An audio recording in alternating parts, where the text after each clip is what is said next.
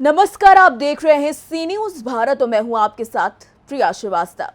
मुलायम सिंह यादव की छोटी बहू अपर्णा यादव ने जब से अपने परिवार की सियासत से बगावत की, तब से उनको बीजेपी में बड़ा ओहदा मिलने की आस रही, जो हाल में पूरी भी हुई। उनको यूपी में महिला आयोग की उपाध्यक्ष बनाया गया है, जिसके बाद से वो एक्टिव मोड में नजर आ रही हैं। जी हां, रामनगरी अयोध्या के कारसेवकपुरम में राम मंदिर आंदोलन के पुरोधा अशोक सिंघल की स्मृति में आयोजित कार्यक्रम में शामिल होने के लिए अपर्णा यादव अयोध्या पहुंची।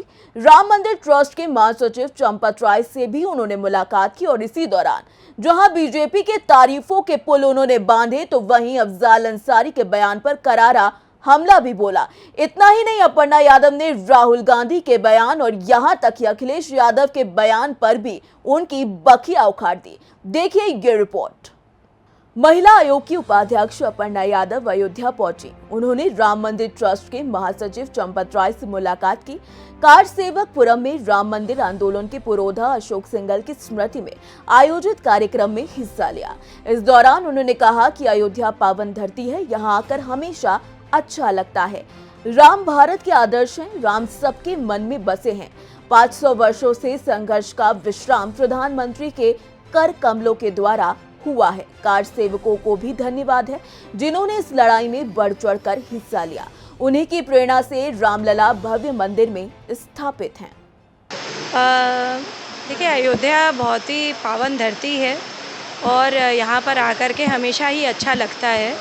आज हम जिस उद्देश्य के साथ मैं यहाँ पर आई हूँ, मुझे बहुत प्रसन्नता हुई है कि यहाँ पर जो है इतने अच्छा कार्य हो रहा है। दिव्यांगजनों को जो है प्रोस्थेटिक लिम्स लग रहे हैं और आप लोगों ने स्वयं भी देखा होगा कि मुझे लगता है कि यह पहला ऐसा कैंप होगा जिसमें जो है लिम्स यहाँ पर बन रहे हैं, तो जो है जिससे कंफर्ट में रहें जिनकी इस तरीके की दिव्यांगजनों की दिक्कत है, तो यह साधुवाद लायक है, बहुत बड़ी बात है जी।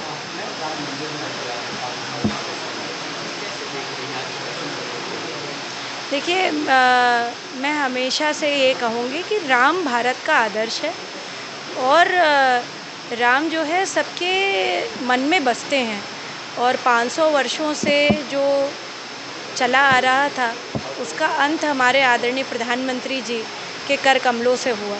तो मैं आदरणीय प्रधानमंत्री जी का बहुत धन्यवाद करती हूँ।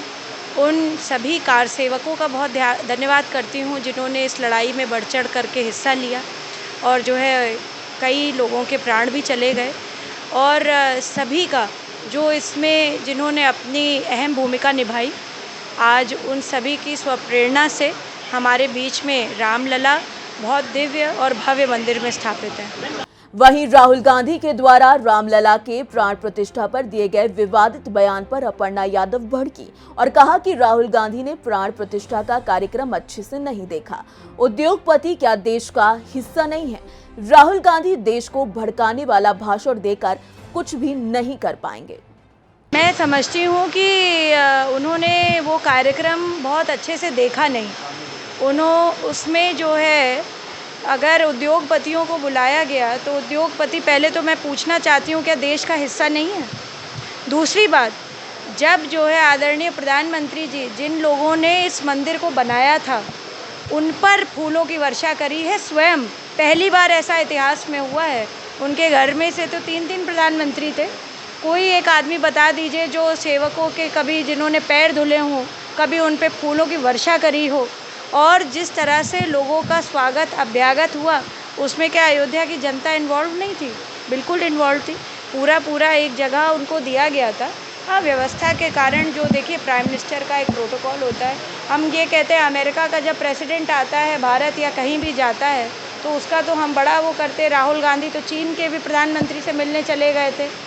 तो मैं तो समझती हूँ कि ऐसे देश को भटकाने वाले भाषण दे करके और जो है लोगों का कुछ नहीं कर पाएंगे वो, और वह अपनी राजनीति चमकाने के लिए हमारे प्रधानमंत्री जी पर बोलें, हमारे रामलला पर बोलें, उससे उनका जो है वो गर्त के गड्ढे में ही गिरेंगे, उनका कोई उबार नहीं पाएगा उनको।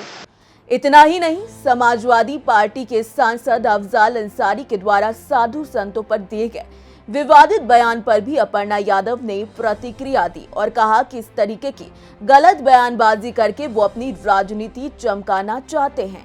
वहीं अपर्णा यादव ने सपा अध्यक्ष अखिलेश यादव को भी सलाह देते हुए कहा कि वो उच्च पद पर आसीन हैं और सदन में भी उन्हें मर्यादित रहकर बयान देना चाहिए। दरअसल अखिलेश यादव ने हाल में ही मठाधीशों को लेकर एक विवादित बयान दिया था। मैं समझती हूँ कि वो उनकी अपनी सोच है और इस तरीके के गलत बयानबाजी करके वो अपनी राजनीति चमकाना चाहते हैं। इससे साधु समाज पे किसी पर वो नहीं फ़र्क पड़ेगा, क्योंकि कहते हैं ना कि जब जो है कीचड़ में आप जो है ईंटा फेंकोगे तो छींटे आएंगे आपके ऊपर, और उसी प्रकार से जो है कमल अपनी व्यवस्था में ही खिलता है। तो साधु उसी प्रकार का है। आप लाख भी उस पर जो है तंज कस लो, उस पर जो है इस तरीके की अभद्र टिप्पणी कर लो, मगर साधु का जो व्यवहार है वो साधुत्व है।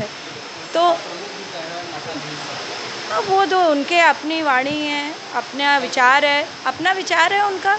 हर व्यक्ति को लोकतंत्र में यहाँ पर बोलने की आज़ादी है, कुछ भी बोलते हैं। पर मैं समझती हूँ अपनी, अगर आप किसी पद पर हैं, किसी आप गणमान्य सदन के सदस्य हैं, तो आपको एक जो है अच्छी तरीके से अपनी बात रखनी चाहिए और मर्यादित होकर के। राजनीति का मतलब ये नहीं है कि आप अमर्यादित भाषण दे करके, विपक्षियों पर टिप्पणी करके और जो है आपत्तिजनक टिप्पणी करके अपनी चीज़ें आप चमकाएं। आप अच्छे से व्यवहार अनुकूल बात करें और जो है इस तरीके की बात नहीं करनी चाहिए किसी के लिए। अयोध्या से सी न्यूज़ संवाददाता राहुल की रिपोर्ट।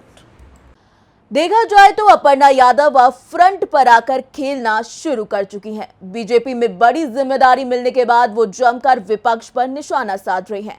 वो ना तो सपा पर प्रहार करने से पहले गुरेज कर रही हैं और ना ही कांग्रेस पर। फिलहाल इस खास रिपोर्ट में इतना ही। देश दुनिया की बाकी खबरों के साथ जुड़े रहने के लिए आप देखते रहिए सी न्यूज़ भारत।